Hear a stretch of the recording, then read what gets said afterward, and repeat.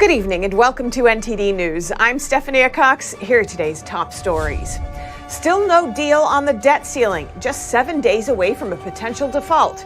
Find out where things stand before lawmakers leave town today for the Memorial Day weekend. The longest sentence handed down so far in connection to January 6th. The founder of Oathkeepers gets 18 years in prison. Speaking of January 6th, Bank of America allegedly handed the FBI a list of customers who made transactions in D.C. on and around that date, but the agency reportedly didn't ask them to do it. A big win for an Idaho couple today after the Supreme Court unanimously ruled that the EPA doesn't have the jurisdiction over their property. Their attorney explains the details. House Republicans gained support from the Biden White House on a bill cracking down on illegal fentanyl. But many Democrats break with the House opposing the measure. Find out more about how this House-passed bill aims to counter the synthetic opioid crisis. Lawmakers are examining so-called loopholes in America's trade policy. One of the policies allows millions of packages to be shipped to the U.S. every day without meaningful inspections.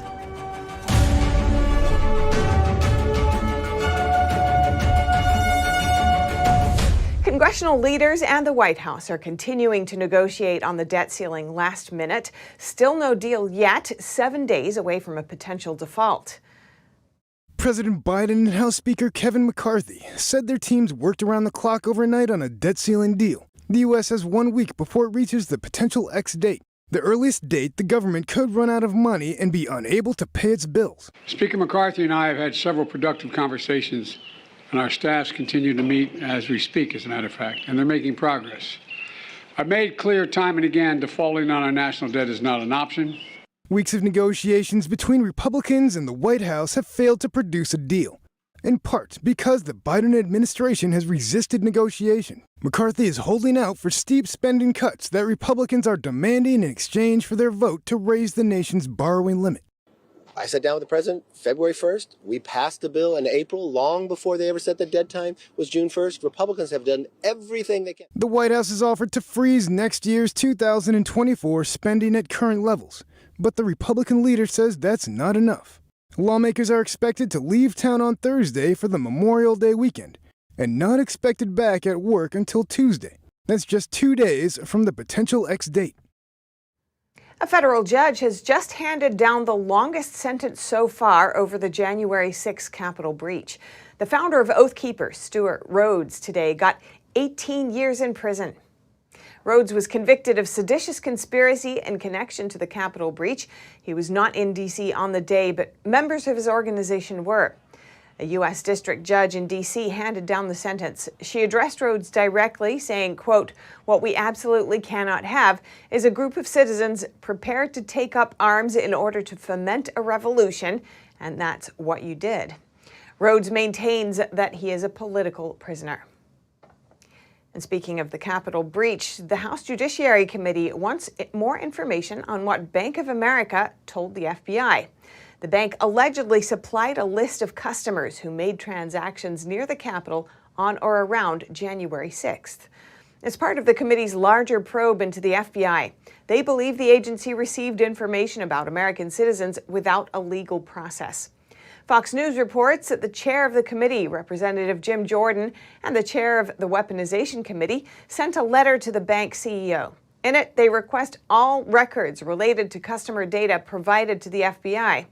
A whistleblower recently testified that the bank voluntarily data mined its customer base to compile a list of who used a debit or credit card between January 5th and 7th in 2021. The list was allegedly created without a directive from the FBI and not based on criminal conduct of the customers.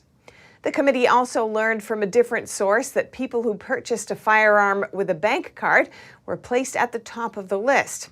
Bank of America has until June 8th to respond to the request. And the Supreme Court ruled in favor of an Idaho couple today in a ruling that limits the EPA's jurisdiction over wetlands. NTD's Arlene Richards has that story. After 15 years, Michael and Chantal Sackett can finally build a home on land they purchased near an Idaho lake.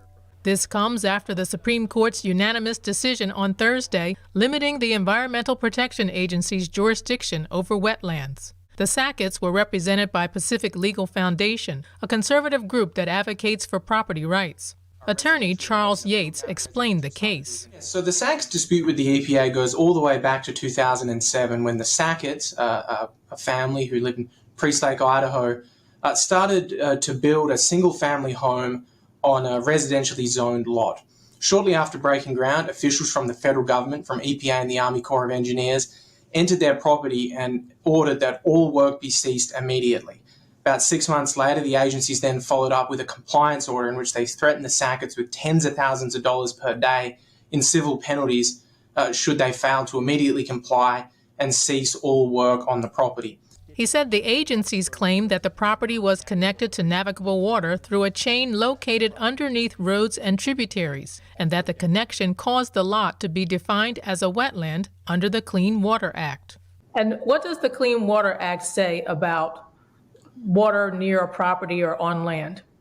So the Clean Water Act says nothing at all about that. The Clean Water Act provides EPA and the Army Corps of Engineers with permitting authority to regulate the discharge of pollutants into so-called navigable waters of the United States. He said the EPA has intensified their authority under the Act to require families to seek federal approval before building a house on their own property. And what was the Supreme Court's response to the EPA's argument and to the case overall? So the Supreme Court unanimously rebuked EPA in this case. The Supreme Court unanimously held that the Sacketts' property is not a regulable water under the Clean Water Act. Because of this decision, he said the Sacketts and other property owners don't have to get a federal permit to build on their property. But it's always wise, I believe, given the agency's pugnacious attitude towards the Clean Water Act, to ensure that you are not discharging pollutants into areas that the federal government considers itself to have authority over.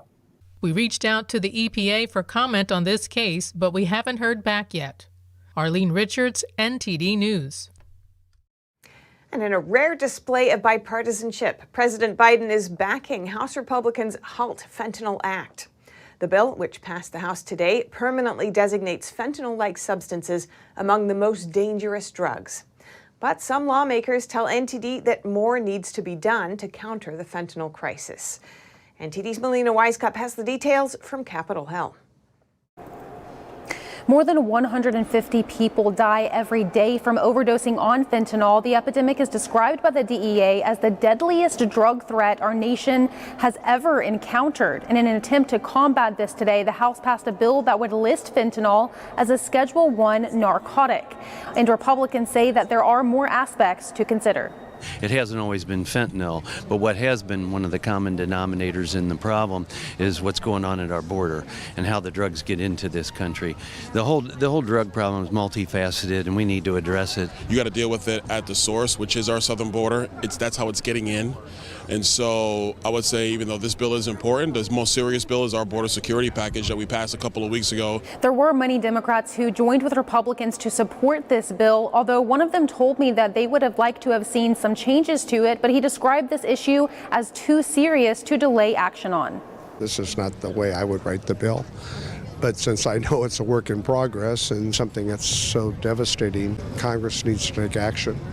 And President Biden does support this GOP-led bill, writing in a statement that the act includes critical components for the administration's plan to combat the supply of illicit fentanyl. The bill passed with 289 yes votes, while 132 Democrats and 1 Republican opposed it. Now, some are concerned about using criminal penalties to combat what they describe as a public health crisis. Mandatory minimums just don't work. You need to have circumstances differ from case to case. We know that China plays a role in trafficking this illegal fentanyl. Can you give our audience an understanding of to what level does China play in trafficking this fentanyl, and is there a way you all can hold the regime accountable for this? Yeah, no, they play a big role. Well, I call it Xi Jinping's gang. To me, it almost seems like a criminal enterprise of what they're utilizing to try to get into the United States, because they know of the havoc that it creates. The bill is now headed over to the Senate, where it could be tweaked before final passage in both chambers, and then off to the White House, where the president is expected to sign it. Reporting in Washington, D.C., Melina Weiskup, NTD News. Turning our attention now to a new plan put out by the Biden administration today. The strategy says it reaffirms the U.S.'s unwavering commitment to Israel's existence, legitimacy, and security. Is it enough to combat the rise in anti-Semitism? Earlier today, I spoke with the managing director of the Coalition for Jewish Values, Rabbi Yaakov Menken, for his perspective. Rabbi Menken, the Biden administration has a new plan to combat anti-Semitism, incidents of which have been rising in the U.S. To start with, I'd like to hear your response to the plan. The fact that they're doing an all-government strategy is really overdue because of this rise in anti-Semitism. It's very good that they're doing it. Unfortunately, the current implementation, as outlined today by the administration, is deeply flawed. That's how I would put it. Tensions have been rising over how to define anti-Semitism, which you've said will allow real anti-Semitism to fester. Could you explain more about that? I mean, that's really the problem. I don't know, and I don't think any of my peers are aware of any colleague, traditionally trained Orthodox rabbi, who doesn't recognize that economic warfare against Israel, like boycotts, it comes out of classic anti-Semitic economic warfare against Jews. 100% that it's anti-Semitic. There's something called the Nexus document, which tries to paper that over and claim that it's a legitimate anti-Israel political position. And when that is put up against the International Holocaust Remembrance Alliance definition of anti-Semitism, which clearly outlines the various anti-Semitic positions used against Israel, that just muddies the water. Yet the Biden administration has now praised both of those documents, giving precedence to the IRA definition, perhaps, but also commending the Nexus document. And that's simply unacceptable. And so where do you see this leading? Well, what it's going to do is muddy the water. Like you said, it's going to allow real legitimate anti-Semitism to fester. We see out in the field, you see on college campuses, that people start with these anti-Israel protests that promptly devolve into finding excuses to hate Jews. And that's what has now been enabled when you have a document like the Nexus document claiming, oh, that's not anti-Semitic. If it's not anti-Semitic, why is it that Palestinian flags are used against Jews interchangeably with swastikas? Now, you've pointed to the administration's ties with certain organizations like the Council on American Islamic Relations and the Southern Poverty Law Center as a cause for concern. Could you tell me more about that? Well, it's more than a cause for concern. We've directly pointed out that both of these organizations are encouraging and inciting anti-Semitism. The Southern Poverty Law Center puts a series of conservative organizations in the category of hate groups. That includes places like Family Research Council, but it also includes people who are fighting radical Islamic terrorism, which the SPLC does not identify as a collection of hate groups. It's amazing because more people have been killed, more Jews have been killed in the last 50 years by radical Islamic terror than any of the various groups that they do specify. So they're masking it, they're covering it over, and they're working together with the Council on American Islamic Relations, which encourages anti-Jewish boycotts and also has backed Hamas and has ties to the Hamas terror organization. It's quite alarming that the Biden administration would list them as partners and not list any Orthodox Jewish organization as a partner in their efforts to combat anti-Semitism. And so what do you think needs to be done from here to effectively address this rise in anti-Semitic incidents? It's actually really simple. There's obviously, when I say that no Orthodox rabbi disagrees with the premise that boycotting Israel is anti-Semitic, it means that there is a collection of expertise there that they should be calling upon.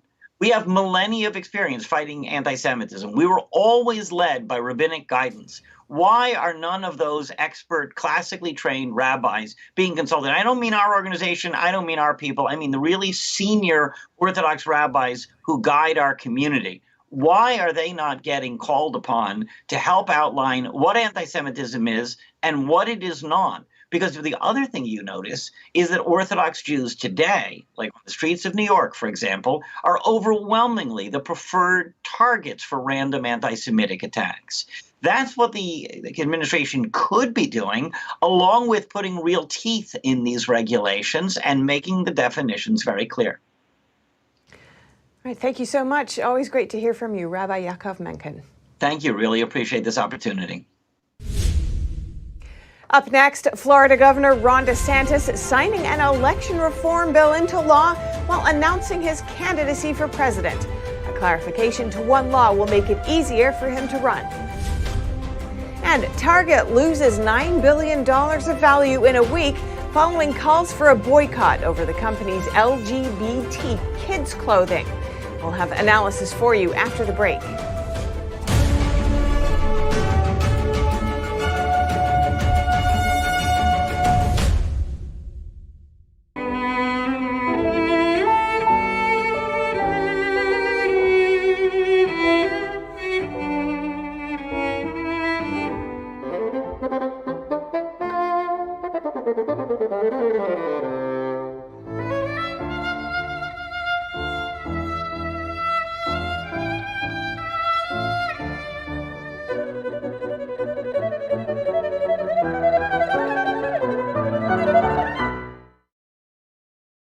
It's just clear as day. The media, whether it's broadcast, cable, or print media, has become extremely biased.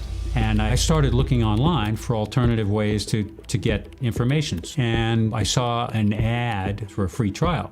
And I looked at it and I said, Epoch Times? I mean, come on, this is end of days type of stuff. I mean, what are they going to be talking about here? And I said, well, it's a free trial. Let me dig in. Is it giving me both sides? Is it giving me an objective point of view here? I have looked for opportunities to see where they might be biased, and I don't find it. It has given me a level of trust in media that I didn't think I'd ever get back. I love the Epoch Times because it has renewed my faith in the idea that a reliable, responsible, non-biased source of information is available. And I can say that I love it because of that. We're becoming more and more urban. We lose our connection with nature.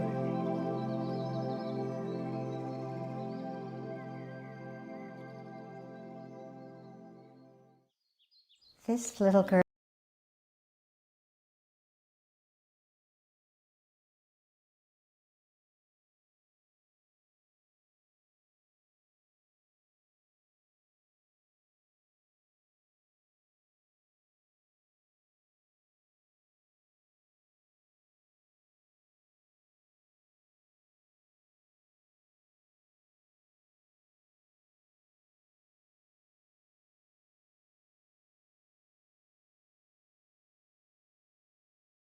it's not easy to do because children are hard to paint. Birds are hard to paint. They don't sit still. This is quite an accomplishment, reflecting nature back to us.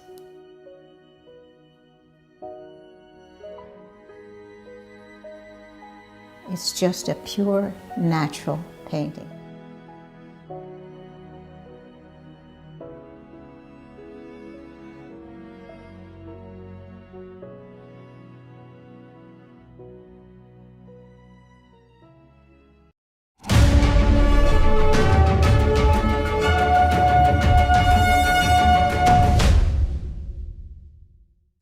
Florida Governor Ron DeSantis approving state law changes making it easier for him to run for president. He's also changing election rules for which he's already being sued. NTD's Ariane Pazdar spoke with a legal expert. Shortly before Florida Governor Ron DeSantis made this announcement on Twitter on Wednesday. Well, I am running for President of the United States to lead our great American comeback. He signed an election reform bill into law. Senate Bill 7050, which had already passed both chambers of the legislature, changes 27 state election rules. Most of those affect voter registration organizations. For example, that such organizations must renew their registration with the state for each election cycle. The time frame for organizations to submit forms to election officers is shortened from 14 to 10 days, and it will increase required maintenance activities. The ACLU of Florida responded to the new law, saying it's racist because Black and Hispanic voters are 5 times more likely to be registered to vote by these organizations than white voters.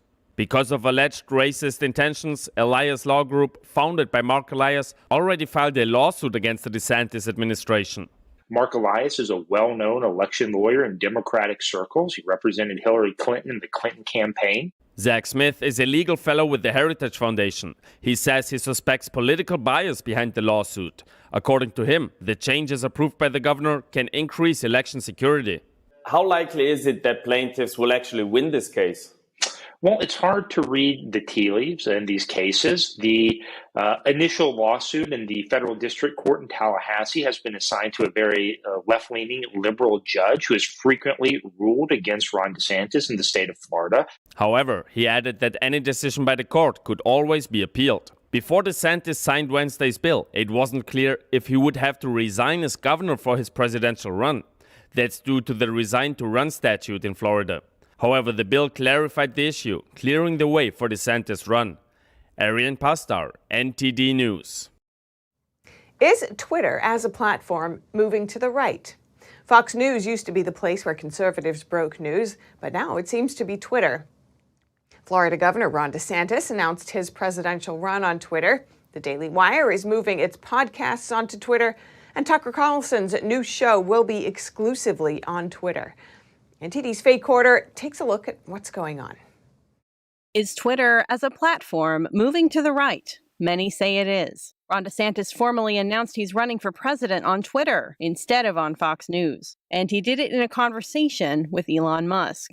Conservative news site The Daily Wire has announced it's going to stream all its shows on Twitter starting May 30th. It calls Twitter the largest free speech platform in the world. And Tucker Carlson is launching his new show on Twitter. I don't think it's correct that Twitter's leaning towards the right or making some sudden move to the right. It's just that there's now an equalization of voices on the left and the right. Andrew Selepak is a social media professor at the University of Florida. He says that before Musk took over, Twitter's former executives were shadow banning and throttling down conservative content. After Musk took over and basically removed those restrictions, those voices that hadn't been being heard during COVID and were limited by the executives and the people at Twitter suddenly exploded onto the platform. Selepak says it makes sense for Carlson to launch his show on Twitter because he has a non-compete agreement with Fox News. He says it makes sense for the Daily Wire to use Twitter more to reach out to more of an audience. Selepak also says it makes sense for Musk to be part of Ron DeSantis' announcement.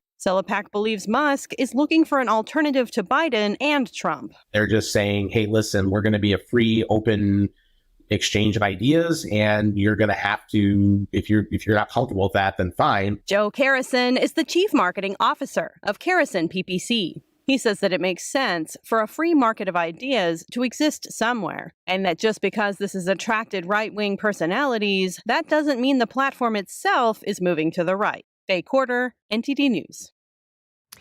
Target's market value is down $9 billion from where it was about a week ago when calls for a boycott erupted on social media. The controversy? Items in the company's Pride collection, which included LGBT-themed products for children as young as infants. To discuss this and more, earlier today I spoke with Will Hild for his analysis. He's the executive director of the nation's oldest consumer protection agency, Consumers Research. Let's see that now. Well, Target is pulling some stock from its Pride collection, citing backlash over those products, some of which are aimed at children, and they're associated with a designer who's known for using satanic imagery, which the designer says Target is fully aware of. To begin, I'd like to get your reaction. How do you see this? Well, I think it's yet another example of a major corporation that has a huge retail face and footprint who's been listening to the wrong voices within their own company. Often we see these corporations, as they've built out their so-called DEI departments, diversity, equity, inclusion, really focusing more on weird political pet projects and not serving their customers. The average Target customer does not want to see their children targeted by LGBTQ propaganda when they go in to simply buy a T-shirt. And I think Target is finding out the hard way. It does seem to be part of a trend. We're looking also at Bud Light's profits, which are in decline weeks into its transgender controversy. And now it's reportedly offering some of its products for free with a rebate in some states. And the North Face has just come out with an ad featuring a man in drag. So do you expect more pushback from consumers on brands that they feel they don't align with? Yeah, I think what we're seeing here is the dam is finally breaking on the reservoir of frustration that consumers have with these brands who ostensibly are supposed to be serving them with high quality goods and services, and instead feel it's their position to preach to them about far left, bizarre, frankly, political issues. And we've seen this, this is a trend that has been on the increase, but I think what's changed, especially with the Bud Light controversy, is that consumers have finally just had it. And without any individual person leading any charge for a boycott, you're seeing it happen in a decentralized manner. You're seeing it with Bud Light. You're seeing it with Target. And I think you could see it with North Face, too. Target CEO last week defended woke companies as making good business decisions, saying that it's the right thing to do for society and great for branding, saying that it helps drive sales. How do you see the ESG program fitting into all of this? Well, certainly that assertion by that CEO is demonstrably false. We've seen these companies, as they faltered in these spaces, lose out on sales, and it's been bad for their bottom line. I think what consumers need to understand is that this isn't always an organic decision by a lot of the members of the C-suite. You have two major influences that are pushing these corporations in that direction. The first is coming from above. These are the large asset managers like BlackRock and State Street and Vanguard who use ESG metrics to push and bully corporate America into basically becoming a political utility for the far left or for the Democratic Party. The second is these DEI departments that I spoke about earlier, whose really only purpose is to push these companies in political directions. They don't really contribute to the company's bottom line. They soak up a bunch of resources. And again, they sit there and really their main job is to sort of lobby the company internally to take very divisive stances and put out very divisive products that don't serve their customer base. And what do you think needs to happen in order to move this issue forward toward better representation? You mentioned that it's an organic process so far. Do you see anything else that needs to happen? Well, I would just encourage, as the nation's oldest consumer protection organization, we would encourage consumers to feel empowered. It's sometimes easy when you see all these companies pushing this level of nonsense and absurdity to feel like, why are they doing this? I'm just one little person. I feel like I'm being told what to do by all these corporations. And what we've seen from the Bud Light controversy to the Target controversy is that consumers should feel like they are in charge. They are making a difference. These companies are now on their back heels. And they're going to have to go look at how these decisions were made. We've already seen Bud Light put several of their employees responsible for the Mulvaney disaster on leave. Hopefully they make that permanent leave. And so I would just say consumers should find ways to get engaged, and they should very much make their voice heard, not just by simply not buying the product, but also by specifically communicating with the with the corporations in the form of phone calls to their customer service line and to emails. It may seem like that doesn't do a lot, but these corporations spend millions upon millions of dollars a year trying to maintain their positive brand identification. And when you send a message that they have harmed that, it does make a difference. Will Held, thank you so much. Always great to speak with you. Thanks for having me. Lawmakers are trying to figure out ways to improve America's trade policy. They want to make sure the U.S. isn't importing goods that use forced labor, and also to close the so-called loopholes that allow certain packages to bypass meaningful inspections. NTD's Jason Perry has that story. Witnesses testified Thursday before the Ways and Means Committee on America's trade policy, and one of the issues brought up was forced labor in the supply chain. Uyghurs held in forced labor in factories and internment camps in China, garment workers held in forced labor in sweatshops in Bangladesh. And Michael Kenko, CEO of Import Genius, says he knows exactly how to help stop it, and he explained how his company works. Since 2007, Import Genius has helped make the global supply chain more efficient and more transparent by making shipment records from 17 countries, including the United States, easily searchable and user-friendly. He explained how Import Genius has been able to help clean up supply chains. This gap is also impacting our ability to stop Chinese forced labor.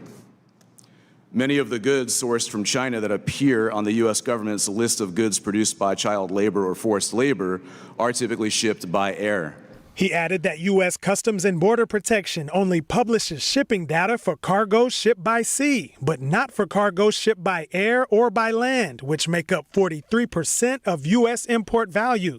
And Michael Stumo, CEO of Coalition for a Prosperous America, pointed out another issue known as the de minimis loophole.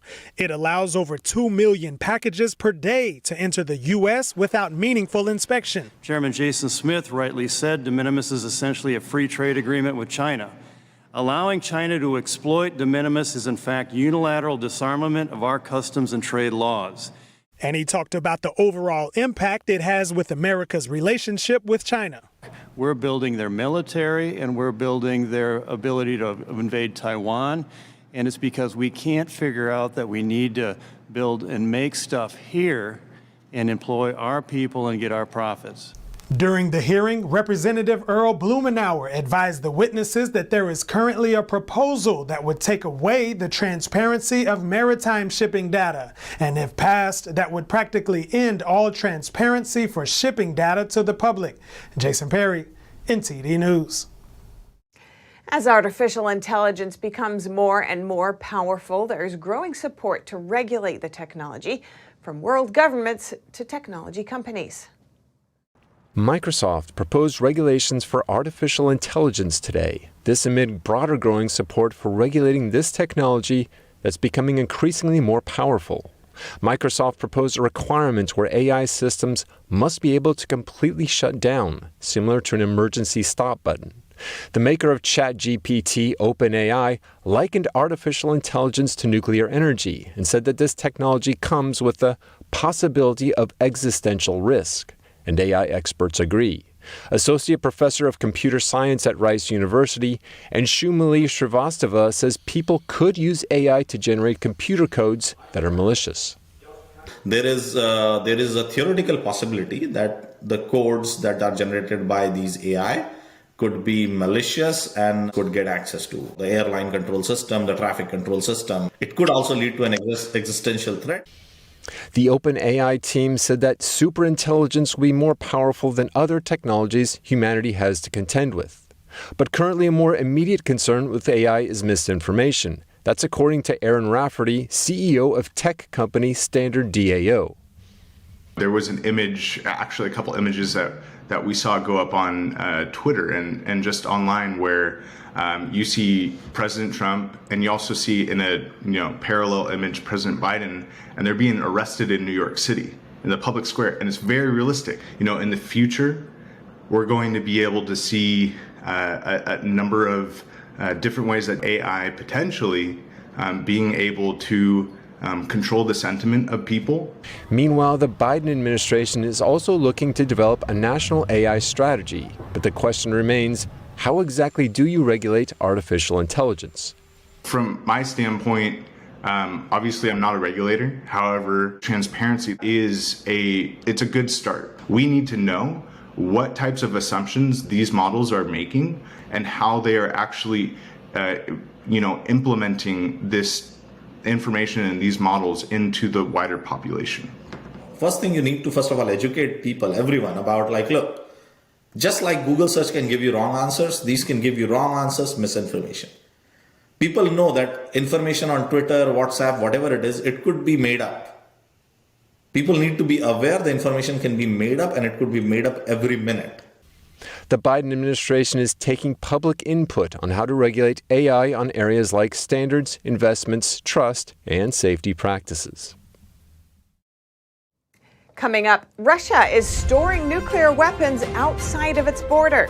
And the Wagner Group is pulling troops out of an eastern Ukrainian city, which they just said they conquered.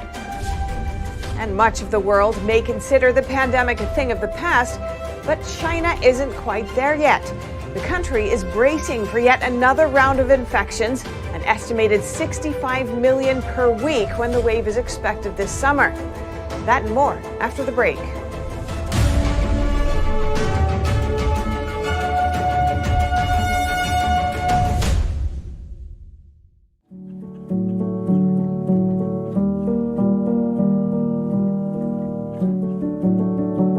A painting that has true beauty. I imagine it's like a door.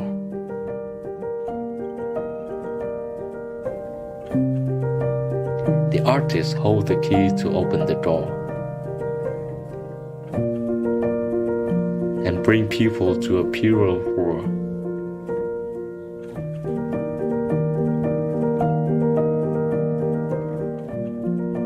A world where people are more compassionate.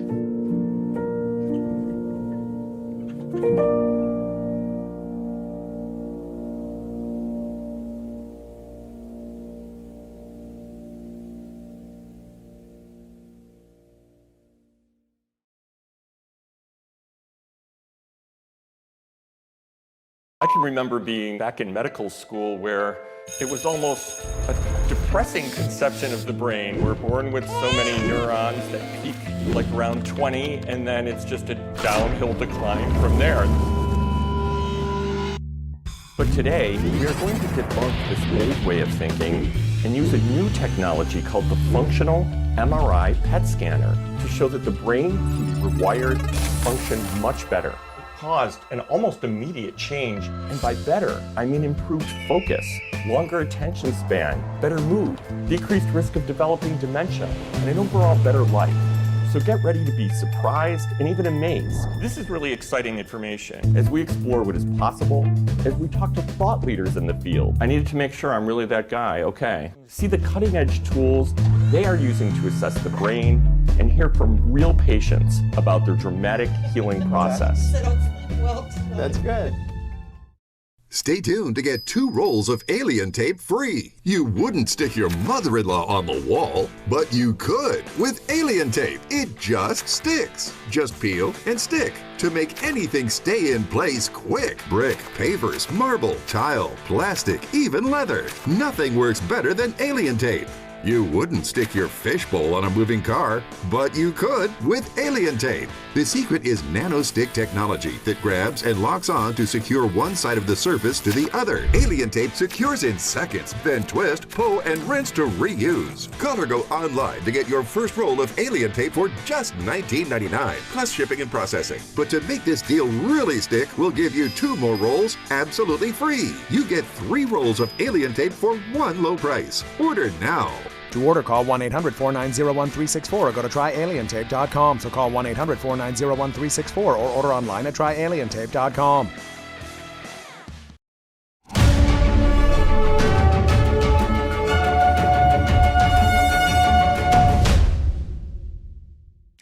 All eyes are back on Russia. The nation is now storing nuclear weapons outside its borders. Meanwhile, a Russian paramilitary group begins to withdraw forces out of a Ukrainian city it recently conquered. NTD's Sam Wang brings us the latest update. Russian weapons are making their ways to Belarus. On Thursday, Russia signed a deal with its neighboring ally, deploying tactical nuclear warheads to a foreign territory for the first time since the fall of the Soviet Union in 1991. The Belarusian president said that the weapons transfer was already underway. The U.S. has condemned the arrangement but said that it won't be adjusting its nuclear posture in response. As we have made clear, the use of chemical, biological, or nuclear weapons in this conflict would be met with severe consequences. But in response to this report, I will just add we have seen no reason to adjust our strategic nuclear posture or any indications that Russia is preparing to use a nuclear weapon. Russian President Vladimir Putin stated that the U.S. and its allies have been waging a proxy war against Russia since the beginning of its invasion of Ukraine. As of now, Russia's stockpile of tactical nuclear weapons outnumbers that of the U.S. and NATO. And the United States believe that Russia has around 2,000 fully functioning warheads in its inventory. Meanwhile, Russia's Wagner paramilitary group is withdrawing troops out of the eastern Ukrainian city of Bakhmut. This comes just 5 days after the group declared it had complete control over the region. We are pulling units out of Bakhmut. It's 5 a.m. May 25th. Before June 1st, most units will be relocated to the rear camps. After 10 months of intense fighting, the city is officially in the hands of Russia. But the Wagner commander said that his men are exhausted and will be handing the region over to regular Russian troops whose manpower is already stretched. Wagner is now exchanging prisoner of war with Ukraine. Drone footage shows men in uniform being passed from one side to the other in an unidentified location. Ukraine says to secure the release of 106 captured soldiers. The capture of Bakhmut may score a significant victory for the Kremlin, but much uncertainty lies ahead as Ukrainian forces advance closer to the city's outskirts and prepare for a counteroffensive that could start at any given moment. Sam Wang, NTD News, New York. And the U.S. is monitoring the next big wave of COVID-19 infections in China. It's expected to peak in June. A top Chinese epidemiologist predicts over 60 million will catch it per week in June. NTD's Juliette Song has that story. 65 million COVID-19 infections in China per week. That's what a top Chinese expert says could happen this June. Zhou Nanshan is the lead scientist at China's National Health Commission. Speaking at a biotech forum in China on Monday, Zhou said the upcoming wave of infections is already on the rise. He noted infections could hit 40 million per week by the end of this May, adding the new wave is driven by the new XBB variants of Omicron. To cope with the situation, Zhou said authorities are preparing new vaccines that target the XBB variants. 2 of them already have initial approval, and 3 more are expected to be greenlit soon, though he didn't give details. Reacting to the news, a resident living in China told NTD that people fear harsh lockdowns more than actual infection. People are really afraid of COVID-19 lockdowns. They're less afraid of everything else. Stores closed their doors in droves during previous lockdowns. Beijing implemented severe lockdown measures after the CCP virus, which causes COVID-19, hit the country. The lockdowns sent China's economy reeling. Factories halted production.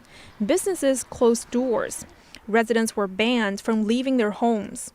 The situation came to a head when a fire broke out in China's western Xinjiang region last year, killing 10 people. First responders were unable to reach the blaze due to blockades meant to keep residents inside. The tragedy sparked anger across China. Protests broke out around the country over Beijing's lockdown measures. Some protesters asked the Chinese Communist Party to step down.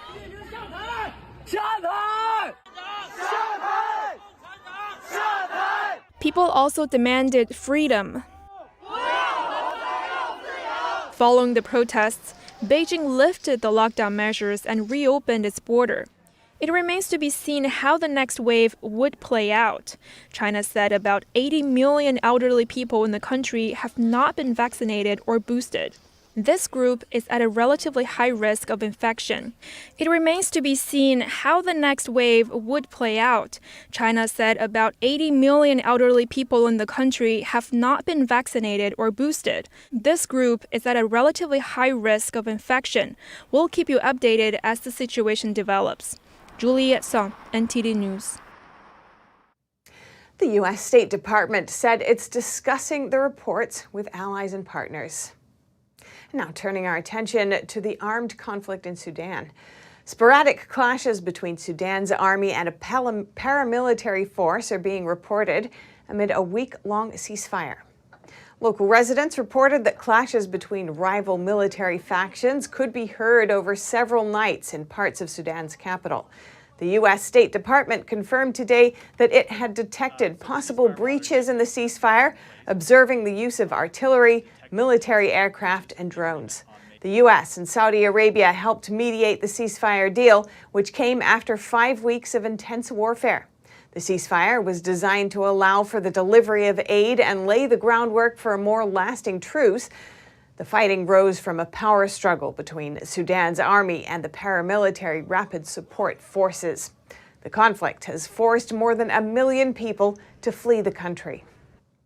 And coming up, earning a 6-figure income would likely be more than enough for most families of 3, but in a handful of cities, you could still be broke even if you made $100,000 a year. And across the world on Mount Everest, a local guide has cheated death more times than anyone in recorded history. His feat and more when we return.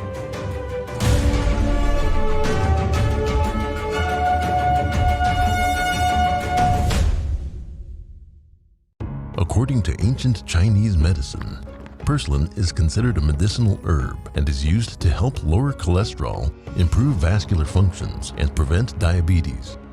Perilla seeds can nourish the lungs and spleen. It is used to treat asthma and improve pulmonary functions. Puritan green vegetable omega-3 is made from purslane and perilla seeds from Hwangmae Mountain in South Korea. It contains over 90% of omega-3, 6, 7, and 9, the highest concentration possible without chemical additives. The soft gel is made of natural seaweed. It is 100% organic and vegan. Both adults and children can take it with peace of mind. Ancient recipes were passed down from heaven to bring prosperity and longevity. Puritan green vegetable omega-3. We have to put down the damn cell phones, and we have to stop this, and we have to recreate bonds. Even professors, they seem to be very excited about all this Twitter nonsense. It's just unbelievable. That does not add any value. But the thing is, we don't have the impression at all to be sailing against wind, right? Because we are sailing, in the right direction. We have to stop considering human beings as economic units or mechanized components of a mechanized system. You were the king, and now the very same guys, they look at you at a piece of dirt, let's say. But it will no longer be led by gang leaders such as Stalin and Hitler. It will be led by dull bureaucrats and technocrats.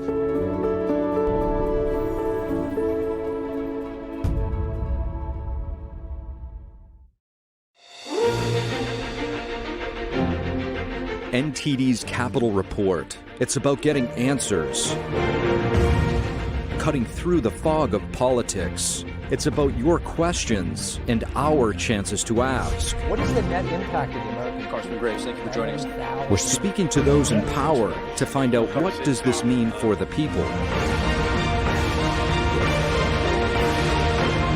We're here so you're in the know. I don't think that many kids in my son's school even do it. He makes fun of his friend who vapes. He would never try it. She's into soccer. She's on the honor roll. She's just not the type.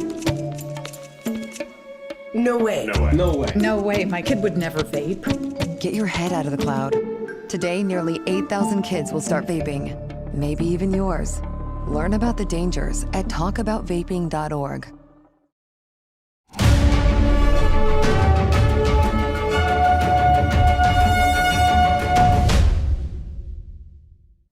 Cost of living. It's something we all need to consider when deciding on a place to call home. But there are 16 major cities in the country where earning $100,000 annually still won't be enough to get by for a family of 3. And California is home to half of them. In 8 California cities, you can earn $100,000 and still be broke. That's according to a study by LendingTree, a national loan company. And topping off their list at number 1 is San Jose, ranked as the most expensive city in the entire U.S. I'm originally from New York City, which is another city that's extremely expensive. So, yeah, I'm used to expensive cities, but this is crazy over here. I mean, you can just see it every day. LendingTree reported that a family of 3 in San Jose earning 6 figures could still be in debt every month by about $1,500. That is surprising. I thought maybe some city like San Francisco might top the list, but yeah, this is surprising. San Francisco was listed as the 2nd most expensive city in the nation. The monthly income for a family of 3 was estimated at $8,333, but living expenses would be about $9,500. The survey sourced data from the U.S. Census Bureau to predict the cost of living. This includes transportation, childcare, rent, vehicle costs, travel expenses, healthcare, food, taxes, and more. The survey also assumed the family put away $500 each month in savings. For sure, tech. I think that is the reason that this whole area is extremely expensive, just because of all the tech jobs that are in this area, and people are greedy and they try to get as much money as possible. And then normal everyday people can't afford to live here. Other California cities making the top 16 list were Riverside, Sacramento, and Stockton. Additional cities mentioned include San Diego, Los Angeles, Oxnard, north of Malibu, and Honolulu in Hawaii. And now for your sports news, here's NTD's Dave Martin with a look at next week's French Open. That's right, Steph. The draw for the French Open was revealed today, and the tournament favorites, Novak Djokovic, who's the only current player besides Rafael Nadal to win this clay court event more than once, and newly #1 ranked Carlos Alcaraz will be in the same half, meaning if the two win out, they'd meet in the semifinals. The 20-year-old Alcaraz replaced Djokovic at the top of the rankings this week on the heels of his sparkling 30-3 record in 2023. Alcaraz has never been past the quarterfinals at Roland Garros, though a year ago he became the first player ever to beat both Djokovic and Nadal at a clay court tournament when he won the Madrid Open last May. Now noticeably absent from the tournament is the 14-time winner Nadal, whose hip injury suffered in January at the Australian Open has kept him sidelined. And in mountain climbing news, a 53-year-old Mount Everest guide summited the world's largest mountain for a record 28th time on Tuesday. Nepalese Sherpa Kemi Rita first reached the peak back in 1994 and has done so nearly every year since, and he says he has no plans to stop. Now, the mountain was first summited in 1953 by New Zealander Edmund Hillary and Sherpa guide Tenzing Norgay, and since then thousands more have reached the peak. And for your sports viewing schedule tonight, more playoff action. First in the NBA, the Celtics play the Heat in Boston, down 3-1 and needing a win to extend the series after staying alive with a victory in Miami Tuesday night. And in the NHL, the Stars look to avoid a sweep at home as they host the Golden Knights. Vegas, meanwhile, is a win away from the Stanley Cup Finals matchup with Florida as the Panthers completed their sweep of Carolina last night with a 4-3 win. And finally, for you baseball fans, just 6 games on, but that includes a Braves-Phillies game in Atlanta and a matchup of the last 2 National League pennant winners. And that's it for your sports news today. Steph, back to you. Thanks, Dave. And lastly, a rooftop yoga class is taking place in the most elevated sky deck in the Western Hemisphere. It's being booked weeks in advance. Here's NTD's Sue Biamba with more. Tickets for the sky-high yoga class, 100 stories above Manhattan, are selling out weeks in advance. I think it works because it's extremely unique. You get this amazing location in New York, a phenomenal view of the city, and you get to spend an hour up there having time to yourself and practicing yoga. The yoga on an open-air rooftop began during the COVID-19 pandemic. This is a tradition that really, I think, helped get us through the pandemic in New York City, and it's something that we wake up early for every Wednesday and look forward to every week. Equinox Gyms hosts sky-high yoga on the observation deck at 30 Hudson Yards every Wednesday morning in the spring and summer. Yoga enthusiasts pay $60 each and gather 1,100 feet in the air to practice yoga as the sun rises over the Manhattan skyline. I think it was very calming. It was a nice way to kind of break away and set the intention for the morning and kind of focus on, what are my intentions for the day and kind of experiencing, what my day will look like. It's very beautiful. You really feel like you're on top of the world and you feel all this powerful energy, like you're really high in the air and you feel very strong and powerful and inspired that you live in this big city and there are so many possibilities and it's like everything is possible. At 100 stories high, the developers say it's the most elevated sky deck in the Western Hemisphere. And if you have any news tips or feedback for our show, you can email us at eveningnews@ntd.com. That's all for today's news. Thanks for tuning in. I'm Stephanie Cox. Good night.